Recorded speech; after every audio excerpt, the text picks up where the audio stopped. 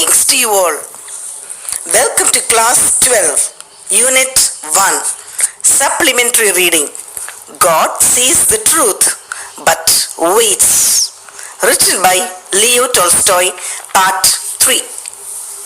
Dear children, in the previous episode, we saw very clearly that Aksinov raised his head when Semyonich said that he knows. Okay? Somebody in Vladimirல இருந்து Aksinov உங்களுக்கு தெரியுமா அப்படின்னு கேட்ட உடனே அவரோட expression behaviour எல்லாம் change ஆயிடுச்சு. He said, know them? Of course, எனக்கு தெரியும். I know, I do. The Aksinovs are rich, though their father is in Siberia. ஆமா, Aksinovs ஃபேமிலி ரிச்சா தான் இருக்கிறாங்க. அவங்களோட அப்பா மட்டும் எங்கேயோ சைபீரியால இருக்கிறாங்க. சைபீரியானாலே உங்களுக்கு தெரியணும், தேர் ஆல் அங்க அந்த கல்பிரிட்ஸ், கிரிமினல்ஸ், தப்பு பண்ணவங்க, ஜெயில், அதெல்லாம் சரியா. ஸோ சைபீரியால அப்பா இருக்கிறதாக கேள்விப்பட்டேன். இஸ் சின்னர் லைக் அவர் செல்ஸ். இப்போ நம்ம எல்லாமே கல்பிரிட்ஸ் இருக்கிறோம் இல்லையா, அப்போ என்ன நம்மள மாதிரி இப்போ சைபீரியால நடக்குது இந்த விஷயம். So that like our cells. It seems as for you granted, how did you come here?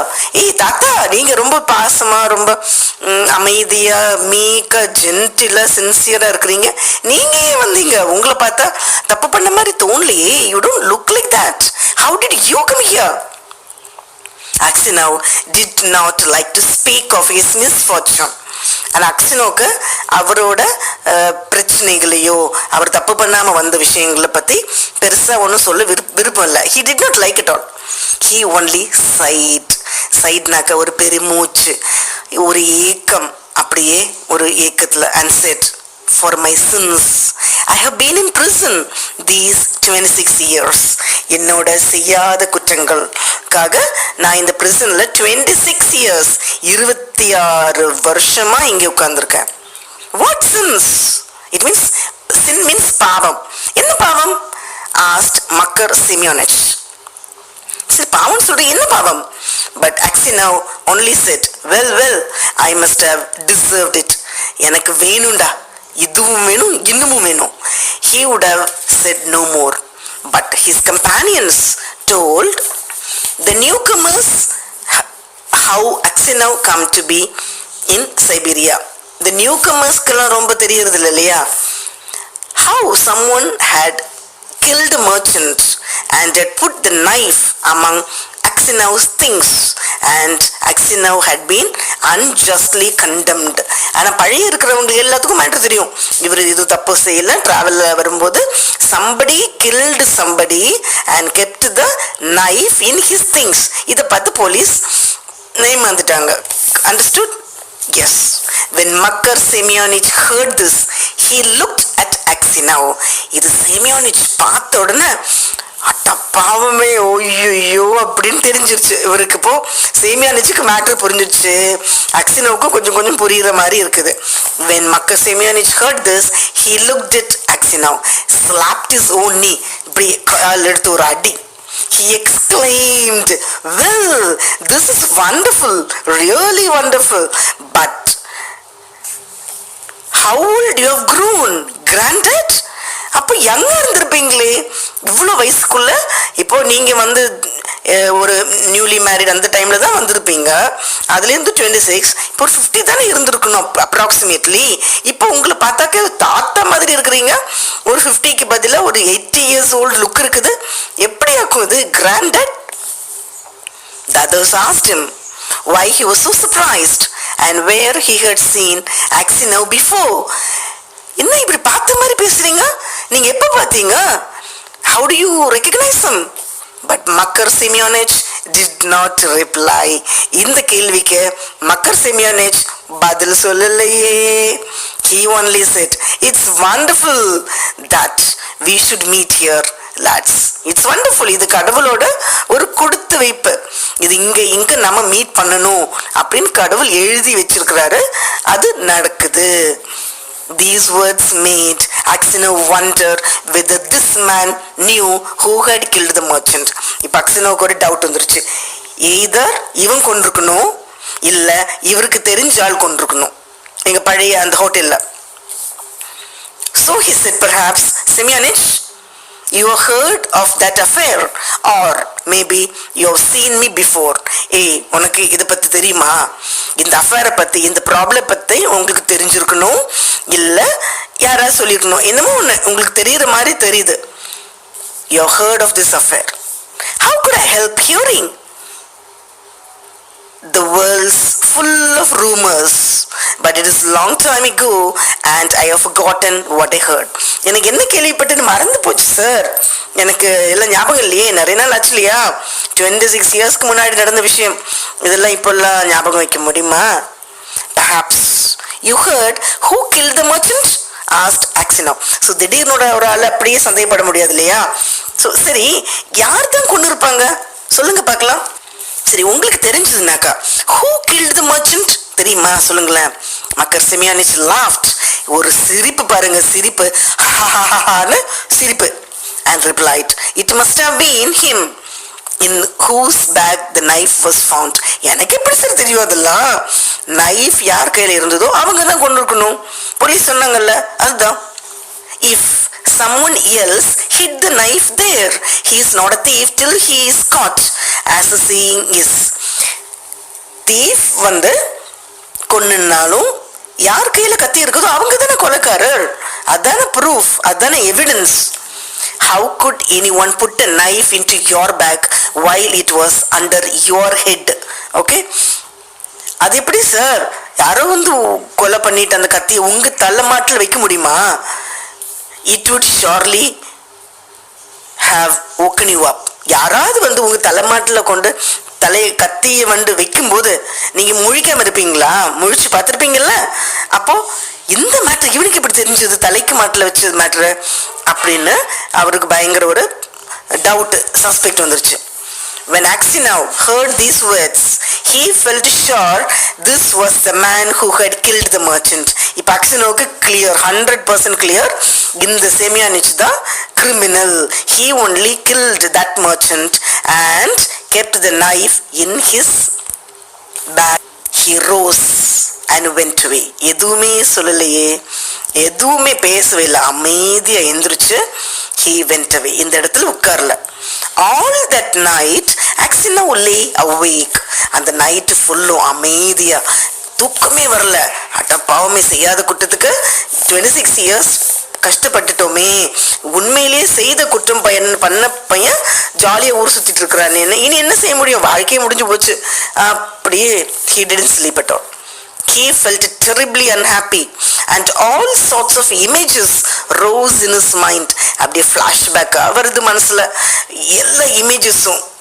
There was the image of his wife as she was when he parted from her to go to the fair. வீட்டில் இருந்து கிளம்பும் போது அவங்க wife போக வேணாம்னு சொன்ன அந்த face, அப்புறம் குழந்தைங்களோடு வந்த ஃபேஸ், அவங்க எப்படியெல்லாம் ஜாலியாக இருந்தாங்க, அதெல்லாம் அப்படியே ஃப்ளாஷ்பேக்காக திரும்ப திரும்ப மனசில் வருது. Okay, he is able to see everything in his mind. He saw her as if she were present. இப்போ கண் முன்னாடி, just like that, he feels that she is in front of him. Her face and her eyes rose before him. He heard her speak and laugh. Okay, he's thinking like that, just like that, he's laughing, speaking, enjoying. Then he saw his children quite little. குழந்தைங்களை பார்க்குறாங்க. his children, quite small children, no, as they were at that time. அப்போ இருக்கிற ஞாபகமே இருக்குது. குழந்தைங்க அப்புறம் 26 இயர்ஸ்க்கு அப்புறம் வளர்ந்துருப்பாங்க, அது ஞாபகம் வரல. அப்போ இருக்கிற குழந்தைங்க, small children face alone, it is coming again and again, flashback. One with a little clock on, clock like a dress, சரியா? Another at his mother's breast. அப்படியே ஆக்சுவலி இப்போ 26 இயர்ஸ் ஆயிடுச்சு. இப்போ அந்த குழந்தைங்க எல்லாம் பெரிய பிள்ளைங்களா இருக்கணும். பட் ஆனால் இவருக்கு வந்து குழந்தைங்க இன்னும் குழந்தை மாதிரி, ஒரு குழந்தை வந்து ட்ரெஸ் போட்டுட்டு இருக்குது, இன்னொரு குழந்தை இன்னும் அம்மா மடியில் ஓகே இருக்கிறாங்க. And then he remembered himself as he used to be young and merry. பழைய காலத்தில் இருக்கிற சந்தோஷம். How he was happy and gay, enjoying singing, dancing with guitar and all. He is thinking. He remembered how he sat playing the guitar in the porch of the inn where he was arrested. Arrest பண்ணும்போது கூடும், அந்த ஹார்ஸ்க்கு இருக்கும்போது கூடும், he was playing, singing and enjoying. அதெல்லாம் ஞாபகம் வருது. And how free from care he had been. எந்த ஒரு பிரச்சனையும் இல்லாம எவ்வளவு ஒரு smooth care free life he was leading. It is coming in his mind. He saw in his mind the place where he was flogged. அது மட்டும் இல்ல, all the happiness, all the sadness, everything is coming flashback. flog அடி கொடுத்தாங்க இல்லையா, சாட்டையால சவுக்கடி முடிச்சு போட்ட சாட்டை, அதுவும் ஞாபகம் வருது. The executioner and the people standing around, the chains, the convicts, all the 26 years of prison life and his premature old age, everything வேகமா ஃபாஸ்டா it is coming in his mind. அந்த சாட்டையால் அடி கொடுக்கறது, எல்லாரும் அவங்கள கேலி பண்றது, செயின்ஸால மாட்டி பண்றது, எல்லா கஷ்டங்களும் நஷ்டங்களும் ஹாப்பினஸ் எல்லாம் வருது. The thought of it all made him so wretched that he was ready to kill himself. அப்படியே டிஜெக்டடா, dejected, unhappiness, disappointed, அப்படியே செத்துடலாமா, சூசைட் பண்ணிடலாமான்னு ஒரு ஃபீலிங். வெறுத்துருச்சு வாழ்க்கையே, எனக்கு செய்யாத தப்புக்குல்ல, that's why. And it is all that villains doing. இதுக்கு எல்லாம் மூல காரணம் யாரு? Who is the real cause of all this? That fellow, thought Aksinov, and his anger was so great against Makar Semyonich that he longed for vengeance. இப்போ கோவம் வருது, இப்போ யார் கொலை பண்றது, யார் குற்றம் பண்ணது, யாரோட ரீசனால இவங்க இருக்கிறது எல்லாம் தெரிஞ்சிச்சு. But he is not able to show it off. The vengeance, அந்த உள்ள இருக்கிற மனசுல இருக்கிற vengeance என்ன பண்ண முடியல, சொல்ல முடியல, ரிவெஞ்ச் எடுக்க முடியல, பழிக்கு பழி வாங்க முடியல. Even if he himself should perish for it, he kept repeating prayers all night. எல்லா கோவம் வரும், ஆனா ஒரு வயசுக்கு அப்புறம் மனசு ப்ராட் ஆயிருச்சு, போய் பழி வாங்குறது, வெஞ்சன்ஸ், அந்த ரிவெஞ்ச் அதெல்லாம் மாறி போய் கடவுளே நீயே பார்த்துக்கோ, கடவுளே நீயே பார்த்துக்கோ. ஓகே, ஸோ மைண்ட் ப்ராட் ஆயிருச்சு. ஓகே, மன்னிப்போம் மறப்போம், let us forgive and forget, அந்த ஸ்டேஜுக்கு வந்துட்டாரு. But could get no peace. என்ன ப்ரேயர் பண்ணாலும் மனசுல ஒரு அப்படியே அலைப்பாதுட்டே இருக்குது. he could not get any peace of mind. ஒரு சமாதானம், ஒரு ஹாப்பினஸ் வரல. During the day he did not go near Makar Semyonich nor even look at him. Daytime வந்தது, Makar Semyonich தான் கொலை பண்ணது தெரியும். so he did not even go near Makar Semyonich. பக்கத்திலே போகலையே. a fortnight passed in this way. fortnight means 2 weeks, சரியா? ஒரு மாசம் 4 வீக்னாக்கா 2 வாரம் சேர்த்து fortnight சொல்றோம். ஸோ 2 வாரம் அப்படியே போயிடுச்சு. fortnight went. Aksinov could not sleep at night and was so miserable that he did not know what to do. So தூக்கமே வரல. he doesn't know what to do at all. என்ன பண்றதுன்னு தெரியல. one night as he was walking about the prison, he noticed some earth that came rolling out from under one of the shelves.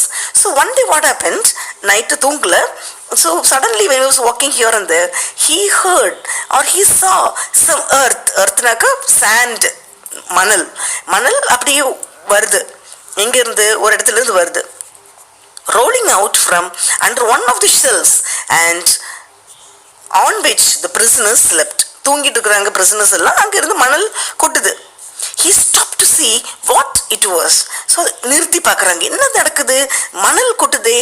suddenly Makar Semyonich crept out from under the shelf. அந்த ஷெல்ஃபுக்கு அடியில இருந்து Makar Semyonich எந்திரிச்சு வராரு and looked up at Aksinov with a frightened face. அச்சோ, இவன் பார்த்துட்டானே, தூங்கியிருப்பான்னு நினைச்சனே அப்படின்னு பார்க்கறாரு. பார்த்துட்டு Aksinov tried to pass without looking at him. இது என்னமோ தப்பு பண்றாருன்னு தெரியுது, அவர் மனுஷன் பாப்பானா அப்படின்னு பார்க்காமலே போயிடலாம். without even looking at his face he thought of going away. but Makar seized his hand and told him. seized na பிடிக்கிறது. okay, seizing, பிடிச்சிட்டு கையை பிடிச்சிட்டாரு. that he had dug a hole under the wall. வால்னா செவரு, செவருக்கு அடியில் ஒரு whole வச்சிருக்கேன், whole ஒரு துவாரம் பண்ணியிருக்கேன். getting rid of the earth by putting it into his high boots and emptying it out every day on the road when the prisoners were driven to their work. So இங்கே ஒரு வால்க்கு கீழே ஒரு whole பண்ணியிருக்கேன், tunnel பண்ணிகிட்டே இருக்கிறேன். இந்த பூட்ஸ்னாக்க செருப்பு, செருப்பில் இந்த மண்ணெல்லாம் கொட்டி அப்படியே தூர போட்டுட்ருக்குறேன். Just you keep quiet old man. ஓ பெரிய மனுஷா, ஓல்டு மேன் நீ பேசாமல் அமைதியாக உட்காந்துக்கோ. And you shall get out too, நீ அமைதியாக இருந்த உன்னை தப்பிக்க வைக்கிறது வேலை என் வேலை. I will help you to escape.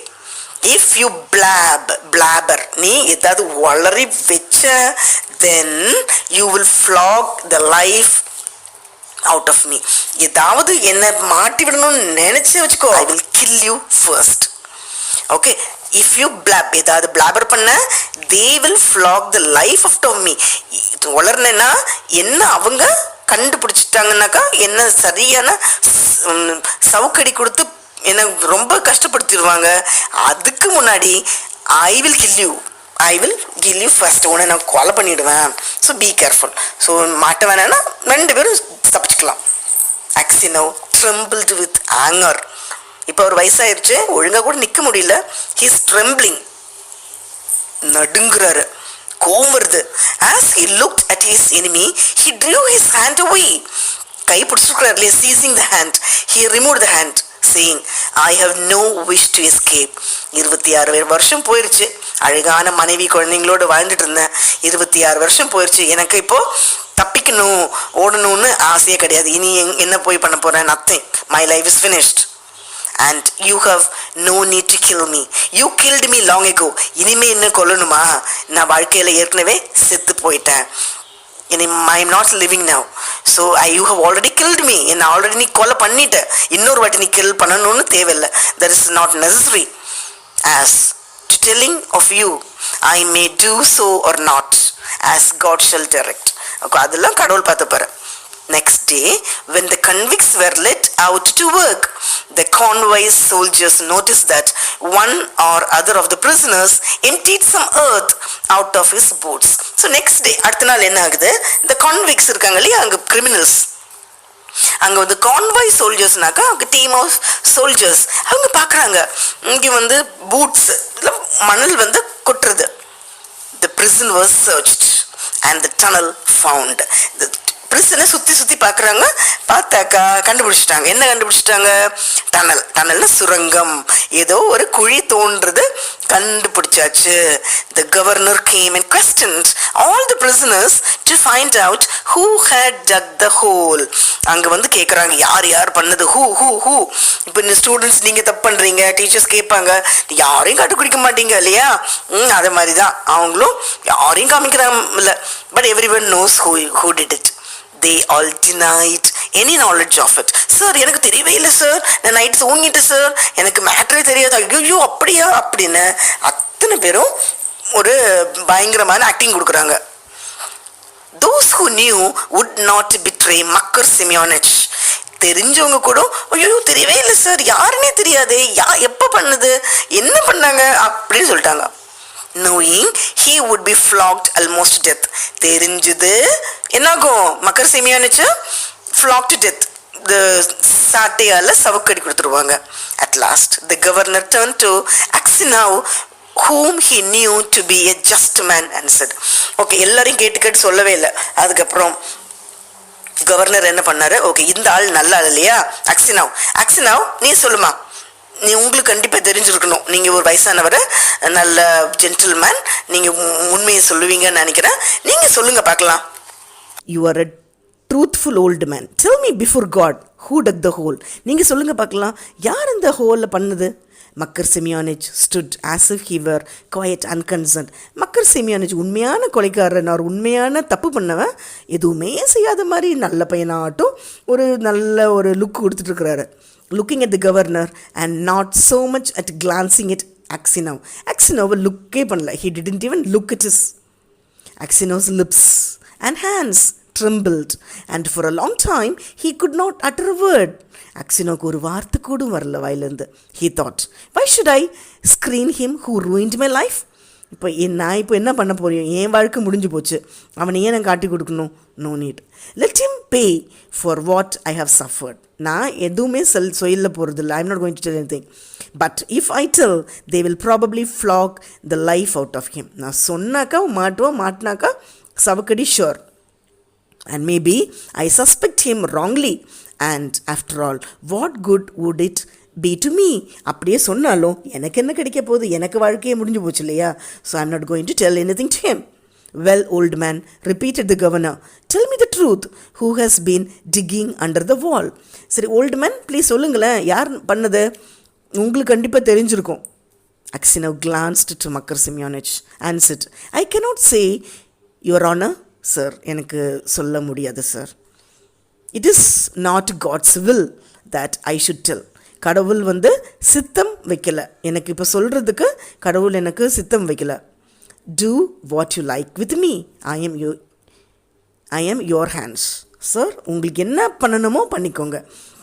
எனக்கு தெரியும் தெரியல அதெல்லாம் சொல்லலை.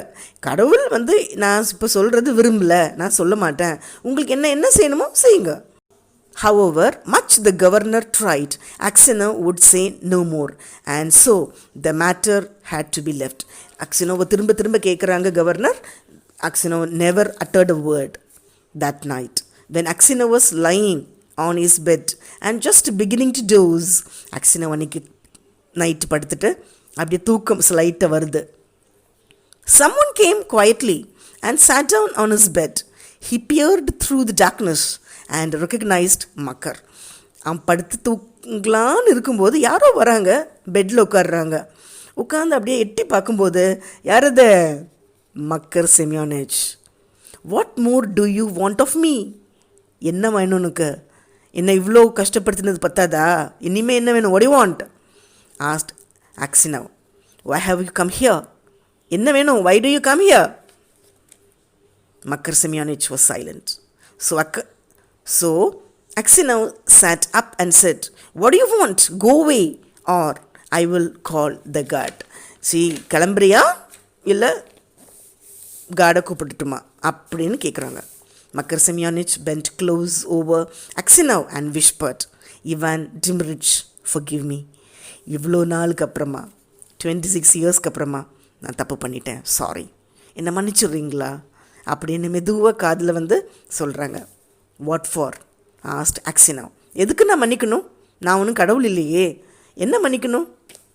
It was I who guilt the merchant and hit the knife among your things. நான் தான் சார் கொலை பண்ணேன் அவங்கள. கொன்னுட்டு அந்த பிளட் ஸ்டெயின்ட் நைஃப் உங்கள் திங்ஸ்குள்ளே வச்சது நானே தான். I meant to kill you too. நான் உங்களையும் கொலை பண்ணணும்னு நினச்சேன். But I heard a noise outside, so I hid the knife in your bag and escaped out of the window. ஞாபகம் இருக்குதா? அந்த டோர் உள் தப்பாக போட்டிருந்ததுன்னு. ஸோ உங்ககிட்ட நைஃப் வச்சுட்டு ஜன்னல் வழியாக நான் குதிச்சு ஓடி போயிட்டேன். அது நான் தான் பண்ணேன். Aksinov was silent and did not know what to say. Aksinov இப்போ என்ன சொல்கிறதுனே தெரியல. Makar Semyonich slid off the bed shelf and knelt upon the ground. அப்படியே மக்கர் செமியோனிச் என்ன பண்ணுறாங்க?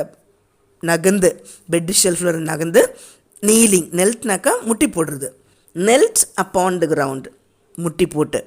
இவன் டிம்ரிச் said he, forgive me for the love of God. கடவுள் சாட்சியை என்னை மன்னிச்சிருவீங்களா? forgive me, என்னை மன்னிச்சிருவீங்களா? I will confess that it was I who killed the merchant and you will be released and can go to your house. நீங்கள் என்ன நானே ஏற்றுக்கிறேன், நான் தப்பு பண்ணேன்னு உங்களை ரிலீஸ் பண்ணி விட்டுருவாங்க, நீங்கள் வீட்டுக்கு போகலாம். It is easy for you to talk. சொல்கிறதுக்கு ஈஸி இல்லையா? 26 இயர்ஸாக கஷ்டப்பட்டது இங்கே, இப்போ போய் மன்னிச்சிருங்கன்னு சொன்னாக்கா. Said Aksinov, but I have suffered for you these 26 years. Where could I go to now? இப்போ நான் எங்கே போகிறது? My wife is dead and my children have forgotten me. I have nowhere to go. இப்போ நான் ஊருக்கு போனால் என்ன, போகலைன்னா என்ன, எங்கே போகிறது? நான் என்னோடய ஒய்ஃபு என்னையே நினச்சி இறந்துட்டாங்க. என் பசங்க எப்படி இருக்கிறாங்கன்னே தெரியல, அவங்க பெரிய ஆளாக இருப்பாங்க, என்னை மறந்துட்டாங்க. மக்கர் செமியானேஜ் did not rise but bet his head on the floor. இப்போ தலையை குப்புற போட்டு தலையை ஓங்கி ஓங்கி அடிக்கிறாங்க. ஓகே, லைக் முட்டிக்கிறாங்க. Event him rich. Forgive me, he cried, when they flogged me with a knot. It was not so hard to bear as it is to see you now. இப்போ அவர் சொல்கிறாரு, என்னை வந்து அந்த சாட்டையால் அடிக்கும்போது கூட எனக்கு அவ்வளோ வலி இல்லை. Yet you had pity on me and did not tell. For Christ's sake, forgive me, wretch that I am. And he began to sob. இப்போ வந்து நல்ல அடி கொடுத்தது கூட வலிக்கல. இப்போ நீங்கள் பண்ணுறது எனக்கு மனசே கஷ்டமாக இருக்குது. கடவுள் சாட்சியாக என்னை மன்னிச்சிடுறீங்களா? ஓகே, கிரைஸ்ட் சேக்காச்சும் மன்னிச்சிருங்க ப்ளீஸ் ப்ளீஸ்னு கேட்குறாங்க. When Axino heard him sobbing, he too began to sob. ஒரு ஆள் அழும்போது இன்னொருத்தருக்கு என்னாகும், கண்ணீராக வருது, அவரும் சேர்ந்து அழுறாங்க. God will forgive you, said he. கவலைப்பட வேணாம், நான் யார் உன்னை மன்னிக்கிறதுக்கு, கடவுள் உன்னை மன்னிச்சிருவாங்க. Maybe I am 100 times worse than you. உன்னை விட நானும் நிறைய தப்பு பண்ணியிருக்கேன். I have also committed a lot of mistakes. And at these words his heart grew light. இந்த வேர்ட் கேட்ட உடனே அவரோட ஹார்ட் கொஞ்சம் லைட் ஆச்சு. And the longing for home left him. வீட்டுக்கு போகணும், ரிலீஸ் ஆகணும், அந்த திங்கிங்கே போயிடுச்சு. He no longer had any desire to leave the prison, but only hoped for his last hour to come. இப்போது அவருக்கு வீட்டுக்கெல்லாம் போகணும், சந்தோஷம், சுதந்திரம் எல்லாம் வேணாம், எப்படியாவது கடவுள்கிட்ட போய் சேர்ந்தால் போதும், செத்து போனால் போதும்னு ஆயிடுச்சு. In spite of what Axino had said, Makar Semyonich confessed his guilt, but when the order for his release came, Axino was already dead. சரி, கொஞ்ச நாள் கழிஞ்சிட்டு அவருக்கு நிஜமாகவே ரிலீஸ், ஜெயிலிருந்து ரிலீஸ் பண்ணுறதுக்கு உள்ள ஆர்டர் வந்துருச்சு. இப்போது மக்கர் செமியானிச்சு ஒத்துக்கிட்டாங்க, இப்போ இவர் தப்பு பண்ணலன்னு ஆர்டர் வந்துருச்சு. ஸோ யார் இப்போ ரிலீஸ் ஆகிறாங்க? Axino வந்து ரிலீஸ் ஆகிறாரு. சோல்ஜர்ஸ் எல்லாம் வந்து பார்க்குறாங்க இவருக்கு ரிலீஸ் பண்ணணுன்னு. பார்த்தா என்ன நடக்குது? சோகமான ஒரு விஷயம். Axino ஏற்கனவே அங்கே இறந்து தான் இருக்கிறாங்க. Okay, so that's all. The story comes to an end over here. தப்பு பண்ணக்கூடாது, இது ஸ்டூடெண்ட்ஸ்க்கு சொல்கிறது. தப்பு பண்ணால் உடனே போய் ரிக்ரெட் பண்ணிடணும், சாரி கேட்டுடணும், நிறைய நாள் வச்சுட்டு இருக்கக்கூடாது. Okay, thank you children.